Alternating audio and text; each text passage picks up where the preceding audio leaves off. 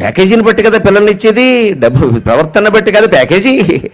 వాడికి సంవత్సరానికి 30 లక్షల ప్యాకేజీ ఉంటే ఇచ్చేయి, వాడు అమ్మాయిని కూడా ప్యాకేజీ అమ్మేస్తాడు ఎక్కడో. మనకి ప్యాకేజీ కావాలి, ప్రవర్తన అక్కర్లేదు మనకి. అంత ప్యాకేజీ టీసీఎస్ అమెరికా ఉద్యోగం, వాడు ఎంతకాలం ఉంటాడో తెలియదు ఆ ఉద్యోగంలో.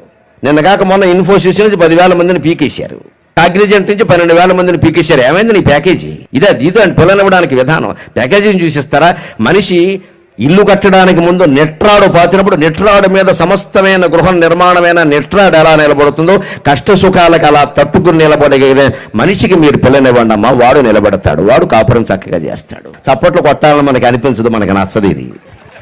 నెట్రాడికి పిల్లనిమ్మంటారేటండి, నెట్ వచ్చేసేవాడికి పిల్లనివ్వాలి. కానీ డబ్బు డబ్బు డబ్బు ఎంతసేపు చూడవలసింది. అమ్మాయిని ఇచ్చేటప్పుడు అమ్మా బ్యాంక్ బ్యాలెన్స్ కాదమ్మా, పెళ్లి కొడుకు మెంటల్ బ్యాలెన్స్ చూడండి, దాన్ని బట్టి పిల్లనివ్వండి.